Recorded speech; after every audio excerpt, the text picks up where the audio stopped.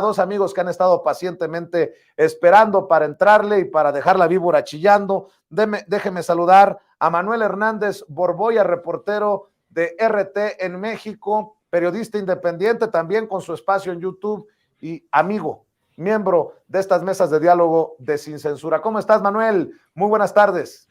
Hola, ¿qué tal, Vicente? Un gusto saludarte, pues aquí escuchando estos temas escabrosos de los departamentos en Miami que florecen con de manera bastante tupida y sorprendente, a pesar de que pues muchos quieren hacerse de la vista gorda con estos temas, ¿no? Ya listos aquí para platicar contigo y con el buen Ramiro.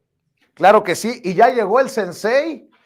Me imagino que con tanto libro que ha vendido se fue a comprar su depa ahí con Loret de Mola, que va a ser su vecino. Ya llegó el maestro, autor de libros como El Pequeño Chairo Ilustrado y Cartas a un Facho, el querido Ramiro Padilla Tondo. ¿Cómo estás, Ramiro? Un placer, ¿no? Pues realmente sí me fui a una gira, pero no creas que las giras esas literarias se venden tantos libros, porque también incluyen gastos, cabrón, pero bueno. Pues me refería en la guasa a que te habías ido a Miami, ¿no? Pero bueno, no, mi querido. Pues las giras literarias lo único que dejan es agotamiento, pero bueno, pues a eso se dedica uno, ¿qué le vamos a hacer, no? Depende. Un saludo a mi querido Manuel Che Guevara de Michael Corda, ¿no? Bueno, déjenme plantear algunos temas para entrarle a la mesa de diálogo. Rescáteme, don David, de la mañanera cuando el presidente dice, ¿cómo intentar convencer a Ferriz, a Aguilar Camino, Krause, que sigan por su camino? Échalo, David. Recientemente. Qué barbaridad, presidente. Quiere quitar el fentanilo para usos médicos. ¿Cómo? Y empiezan las protestas y se vuelven expertos, legisladores, políticos conservadores, Claudio X González y todos los demás, intelectuales.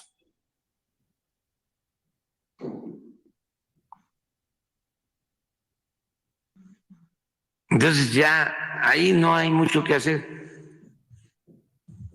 Es como querer convencer a Pedro Ferriz, pues.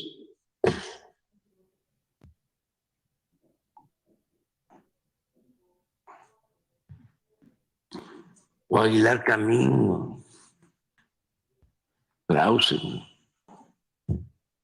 Es para decirle, sigan su camino. Manuel, Ramiro, al presidente le faltó en la lista el Wall Street Journal, el New York Times, el Washington Post. Están más, es mi opinión, más tensas que nunca las relaciones, sobre todo entre Antony Blinken, el secretario de Estado de Estados Unidos, que pareciera querer imponer su opinión, sus fobias incluso sobre México. Hoy, Antony Blinken, en audiencia en el Senado de Estados Unidos, parece que poniéndole de pechito a senadores republicanos como Lindsey Graham, para que digan después, ahí está, Antony Blinken básicamente confirma que los cárteles de la droga también están controlando regiones de México, necesitan de nuestro ejército en México, y fíjate cómo son las cosas. Creo que Paco Cruz lo decía más temprano, esos que se oponen a la militarización, muchos panistas, muchos comentaristas, periodistas estarían aplaudiendo la llegada de los Blackhawks estadounidenses a algunas zonas de México, mi querido Manuel Hernández Borboya.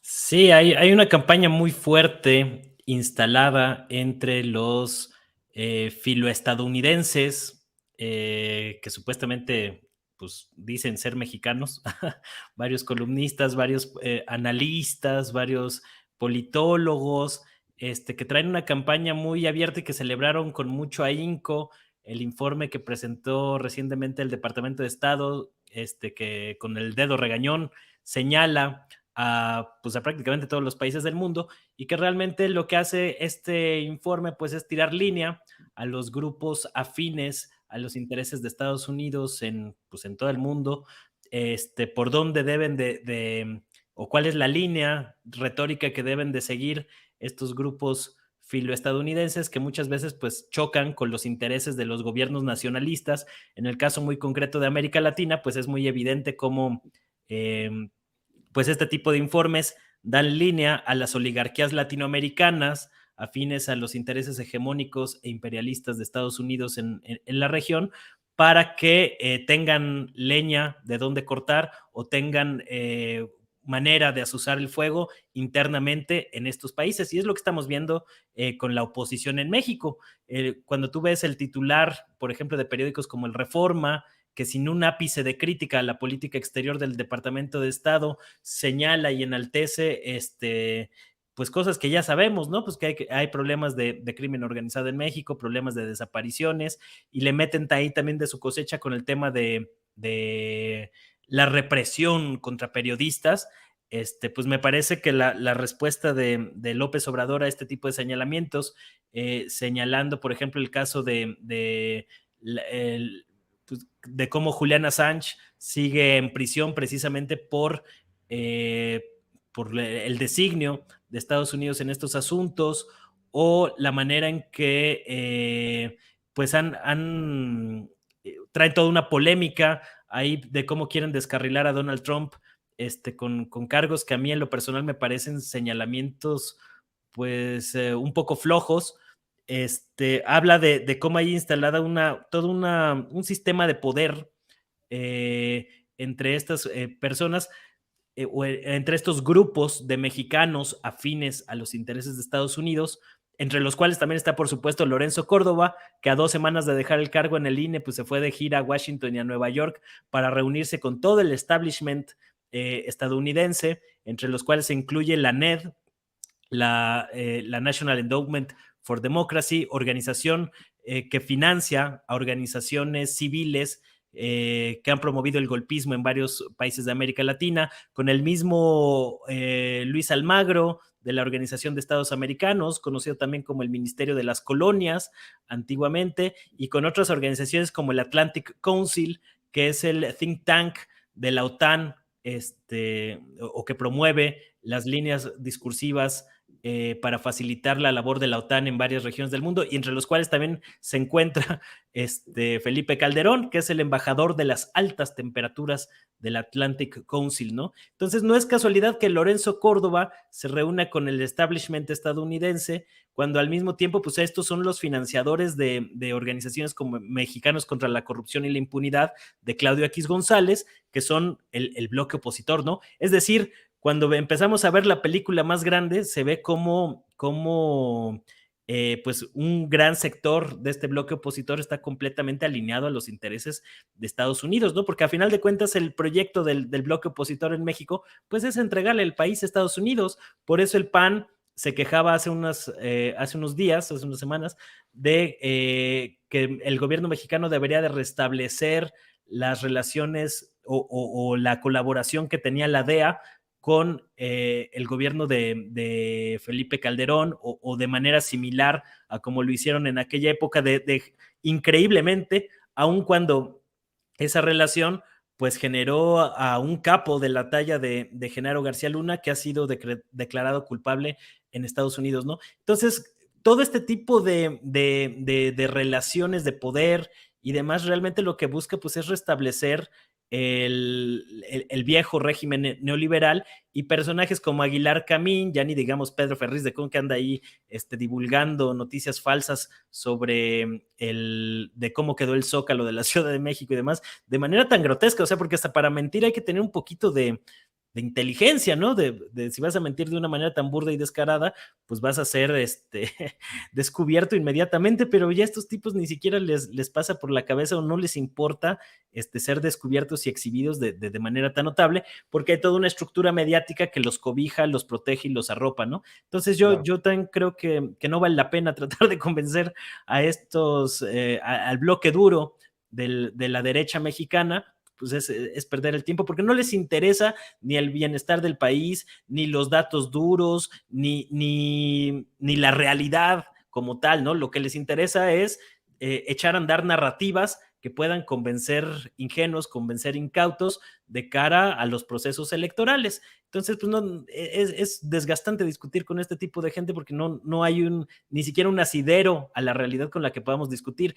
Es como los panistas que ahora se quejan de la violencia que hay en el país y que lo usan como arma política y electoral, cuando ellos son los principales responsables de haber convertido a México en fosa clandestina, ¿no? Porque cuando tú revisas los datos del INEGI, hay un parteaguas en la historia reciente de México. Había una tendencia a la baja en el número de homicidios desde 1992 hasta 2006. ¿Qué pasó en 2006? Pues dos cosas: el fraude electoral y la llamada guerra contra el narcotráfico, que pues fue una simulación y un montaje más de García Luna y de Felipe Calderón.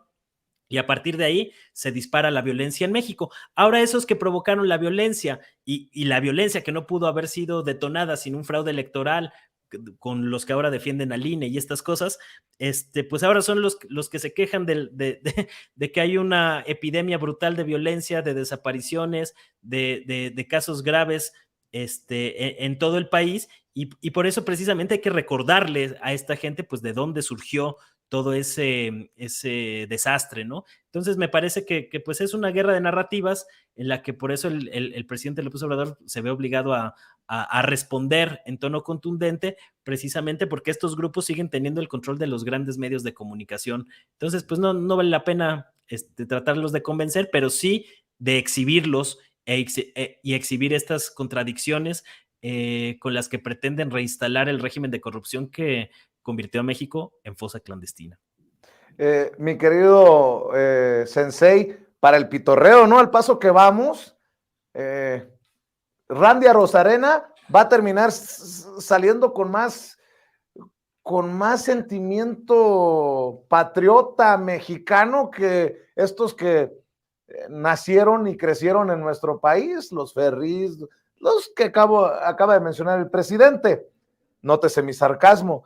Y me dicen que con esta cobertura, precisamente de el periódico Reforma, que publicó en 8 columnas ayer, exhibe informe anual: tortura, desapariciones, extorsión, alerta Estados Unidos de corrupción, crimen y acoso a la prensa.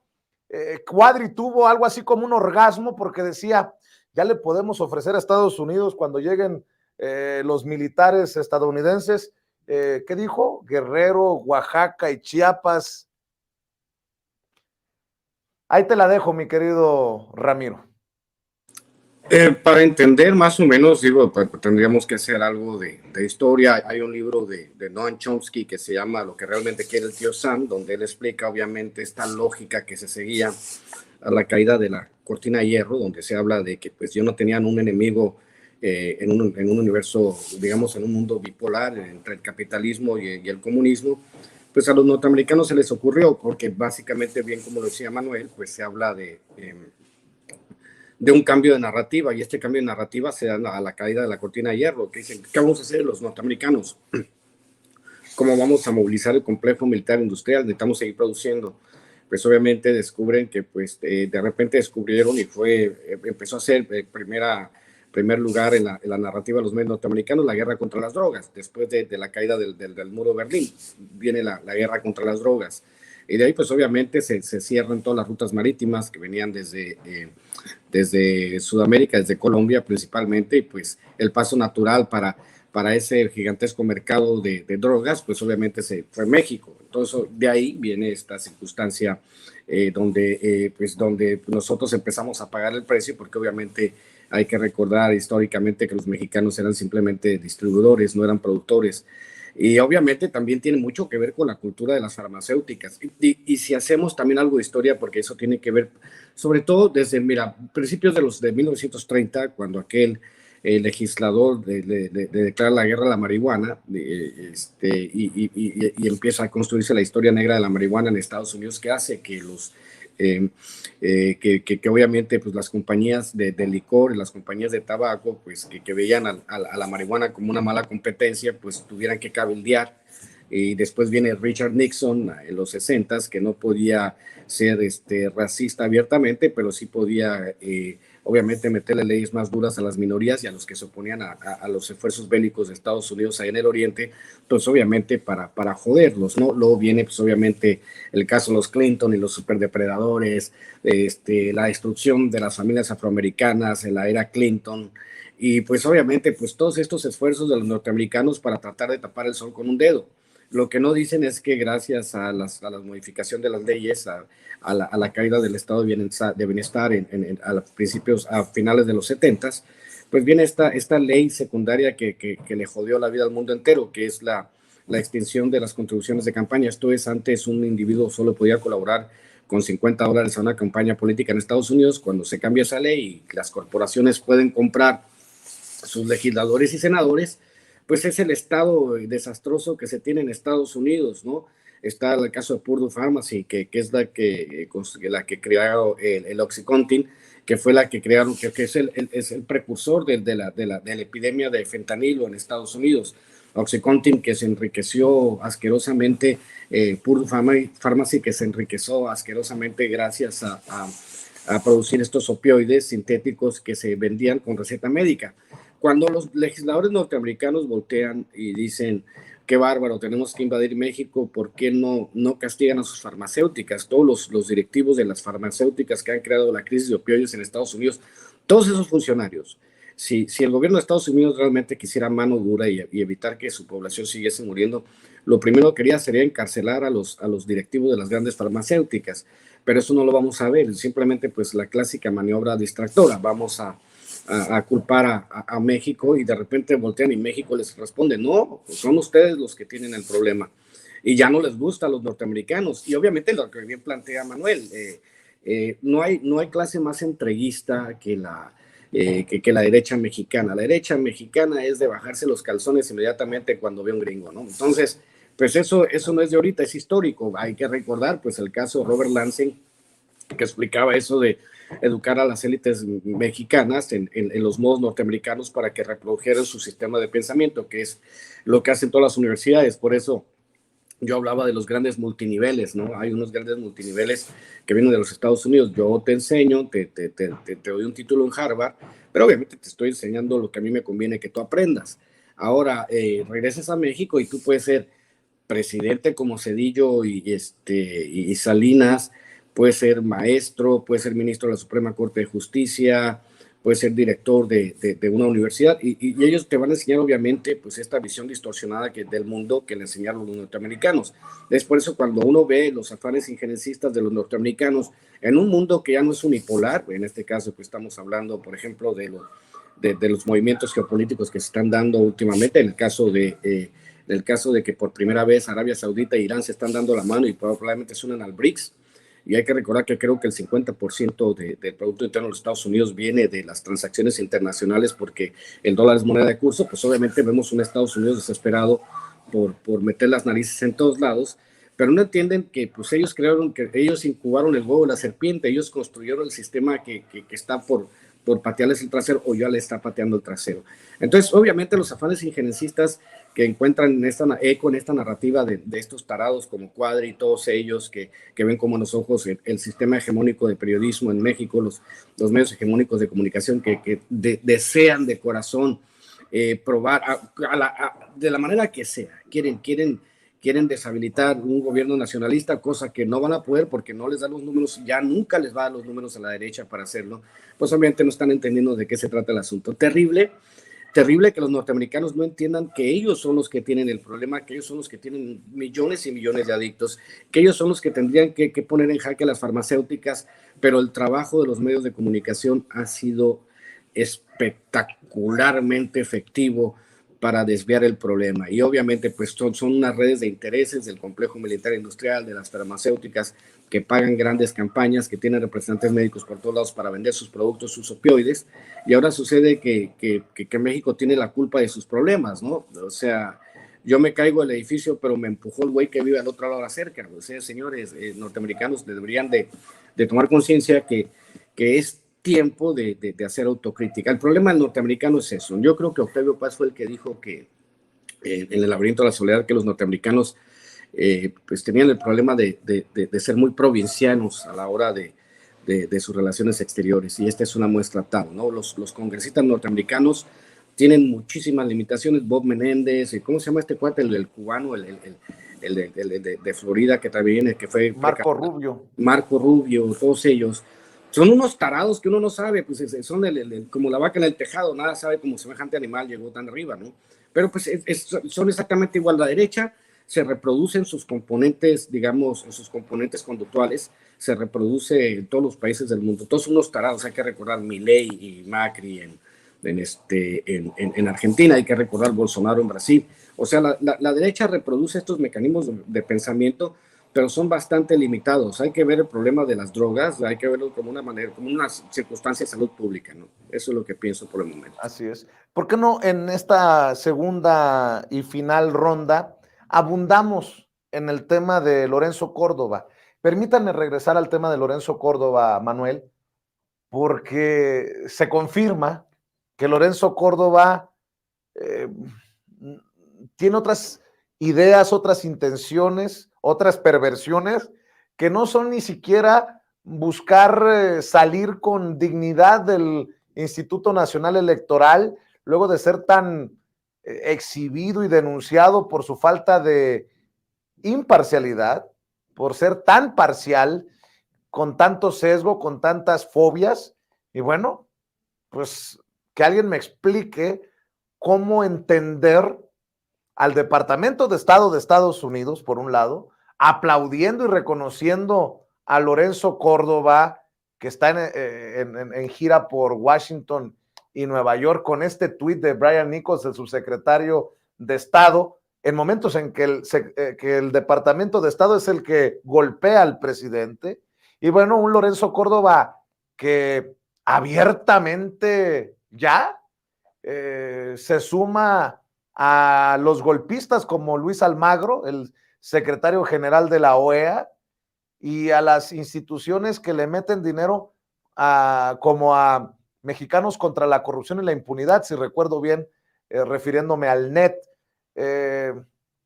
No tiene nada de imparcial que Lorenzo Córdoba ande de gira a días de irse y pues con estos personajes, mi querido Manuel.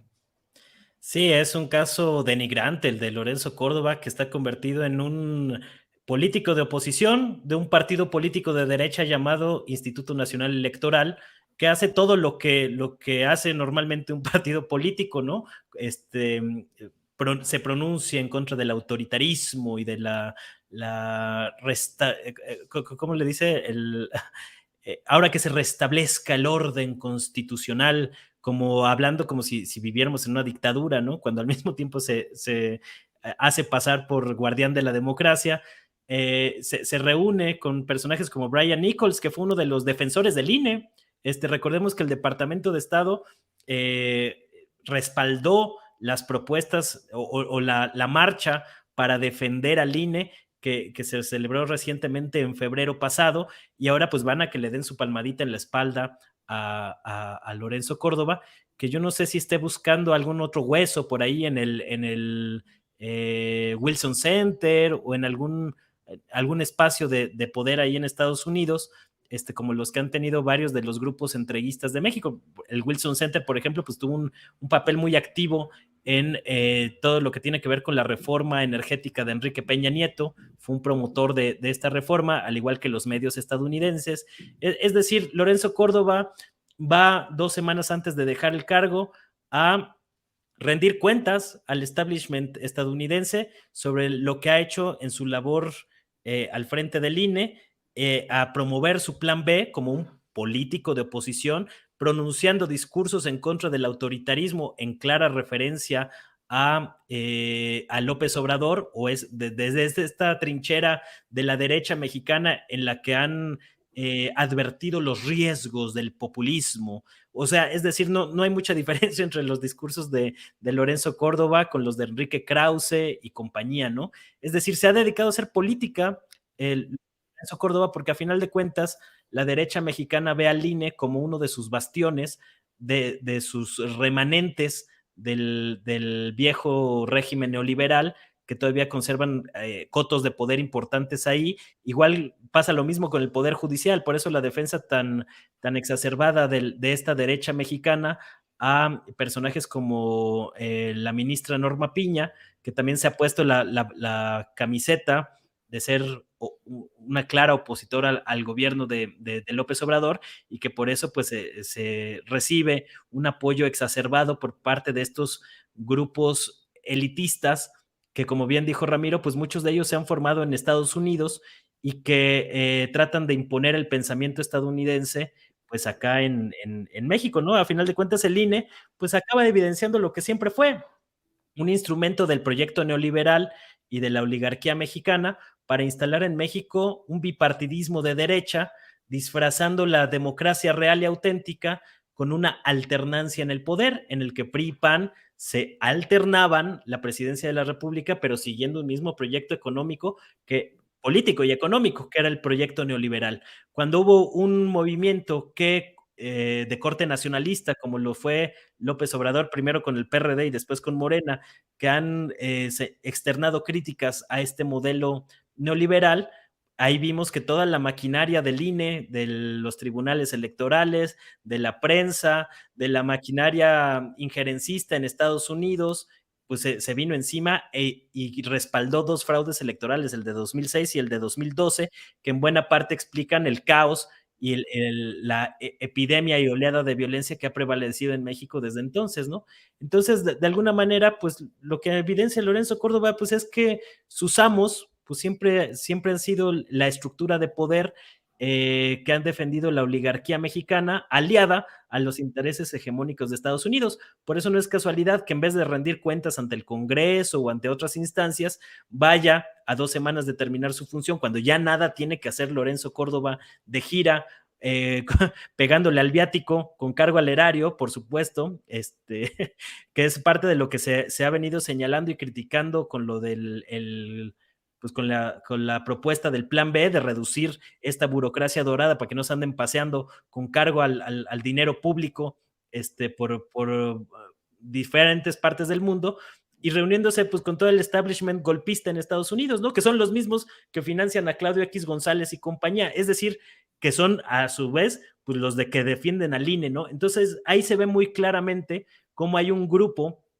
de mexicanos que están completamente a favor de entregarle el país a los grandes capitales con la anuencia de Estados Unidos, y que hoy que hay un proyecto nacionalista al frente del gobierno, pues están que relinchan de furiosos, ¿no? Y que varios perfiles que se habían mantenido ahí, digamos que habían simulado de manera más o menos eficiente durante sexenios anteriores, pues hoy se revelan como lo que son, piezas completamente a favor de los intereses de Estados Unidos. Y me refiero a comunicadores como Jorge Ramos, que durante el sexenio de Peña, pues ahí de repente parecía opositor, pero que en los últimos años es evidente de qué lado mastica la iguana, y el caso igual de otros personajes que fueron exhibidos hoy en la conferencia matutina, como Dolly Esteves, Arturo Sarucán, que los dos curiosamente pues ya me tienen bloqueado en Twitter, por algo será, precisamente por exhibir este doble discurso, ¿no? De mexicanos que están completamente a favor de los intereses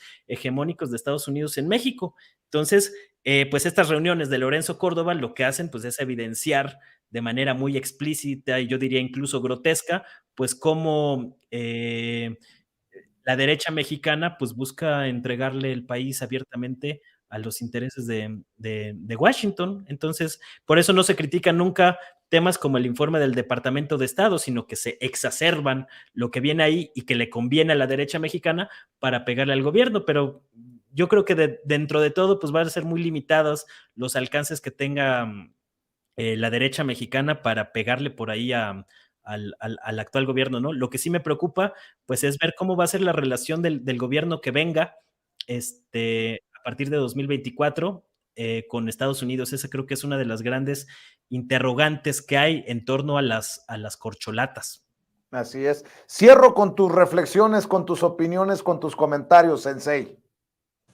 Pues mira, ¿qué te puedo decir? Vamos a hablar de la primera manera de saber que una institución es tercermundista. En el caso del INE es básicamente su excesivo protagonismo. Es un organismo que está creado para organizar elecciones, no para hacer política. Claramente su naturaleza es esa y para eso fue creado. Es increíble que tengamos hasta este momento, en esta circunstancia, que aguantarnos los dislates de una casta dorada, millonaria, con liquidaciones fuera de este mundo. Ya lo hemos dicho muchas veces aquí en Sin Censura, es el instituto electoral más caro, no solamente del mundo, sino de la galaxia. No creo que si existen civilizaciones en otros planetas tengan alguien que organice votaciones que sea tan caro. Es más caro votar en México que en cualquier país del primer mundo. Y que vaya con esa servidumbre, este cachorro del imperio, Lorenzo Córdoba, yo creo, ¿sabes qué? De repente pienso en el componente psicológico y pienso que cada que hace sus pendejadas, Lorenzo Córdoba, pues comete una suerte de parricidio simbólico con su papá. Su papá, un gran luchador de izquierda, un tipo súper inteligente, que si viviera se vuelve a morir al saber todas las pendejadas que está haciendo su hijo y su excesiva necesidad de protagonismo. Su actitud burlesca, retadora, sintiéndose protegido, diciendo de todas maneras no me pueden hacer nada, la Suprema Corte de Justicia me va a proteger, los intereses extranjeros me van a proteger, y es básicamente parte de lo que nosotros hemos luchado de toda la vida, es precisamente porque personajes como él no detenten cargos de poder. Obviamente, esto es un circo de varias pistas. Mucha gente quisiera, ¿no? Porque también es otra cosa que uno discute seguido, es que la gente quiere ver sangre, los quiere ver en el bote. Pues las cosas no funcionan así, porque para empezar habría que tener una profunda reforma del Poder Judicial. Lo que hemos visto con la maestra Norma Piña, y pues cómo se tiran al piso los de derecha porque quemaron una efigie de ella, como se hace los que saben de carnavales, ¿no? O sea, se quema el mal humor o se quema ese problema que nosotros vemos. En este caso fue el caso de Norma Piña, pero en el caso de la gente del INE, de Ciro Murayama y de este cuate, dice que qué terrible que el protagonismo y la falta de inteligencia para moverse y sobre todo la impunidad, que es el asunto principal, la impunidad en este caso, la capacidad de rebasar los límites, de empujar hacia más allá, de decir, mira, yo tengo la influencia, yo puedo hacer con usted lo que quiera, o sea, exigir más dinero, ¿no? Pues son los buchones de la política, ¿no? Los buchones porque quieren cirugías plásticas carísimas, los del INE, para mantenerse atractivos, ¿no? Pero pues es terrible. Al final de cuentas... no son guapos como tú, cabrón. No, pues gracias a mi papá y a mi mamá se los agradezco, que me han hecho con tanto amor, cabrón. Pero bueno, pero sí esta circunstancia donde uno dice, ¿por qué tenemos que llegar hasta este punto, a un punto de inflexión donde tendríamos que entender que el país ya cambió, por más que vayan y se exhiban y les meneen el trasero a los norteamericanos? Lorenzo Córdoba y su gente y todos ellos, Claudio X González, perdieron una batalla histórica, hasta la misma gente derecha lo reconoce, ¿no? O sea, la batalla cultural para la derecha en este país está perdida y no va a haber manera en la cual ellos se puedan recuperar, porque cuando hay un cambio de paradigma social, y este cambio sucedió, lo decía mi amigo Alejandro Rosado en las coordenadas históricas de la 4T, ese buen libro que él escribió, cuando hay un salto cuantitativo y cualitativo en una sociedad, es extremadamente difícil que se vuelva, porque estábamos en una suerte de neofeudalismo, y este neofeudalismo pues era obviamente el trabajo de mantener a la población endeudada y entretenida con un espectáculo nimio, con el ejercicio de las pavadas, como decía José Pablo Feynman. Entonces, pues se acabó para la derecha. Pueden seguir pataleando, pueden seguir llorando en Twitter, pueden seguir diciendo lo que quieran, pero la realidad es que Lorenzo Córdoba va a pasar como un villano más a la historia, porque si él, que él salga a la calle, igual que todos ellos, que salga como Lili Telles, como los Ferris, como todos ellos, que todos los días salen a decir cosas como que hay brujería, ¿no? El Palacio Nacional y la chingada, puras pendejadas, que salgan a la calle y entrevisten a la gente en el Zócalo para ver si es cierto, porque la raza de nosotros sí se atreve a ir a las marchas de la derecha, a entrevistar, ahí estuvo la Ale, ¿no? Estuvo Huicha, estuvieron toda la bola echándole ganas en las manifestaciones de la derecha, pero pues los de la derecha, ¿por qué no van a las manifestaciones de izquierda? Porque saben cómo les va, ¿no? Pero en fin, ya para cerrar digo que esta circunstancia histórica que estamos viviendo, pues ya nadie la cambia, entonces la gente puede estar tranquila, que el instrumento más poderoso que tenemos se llama credencial de elector y que con eso nos vamos a asegurar que la derecha no vuelva nunca al poder, mi querido Vicente. La raza puede estar tranquila, pero nunca confiada, mi querido Ramiro Padilla Tondo, porque son muy malandros los otros.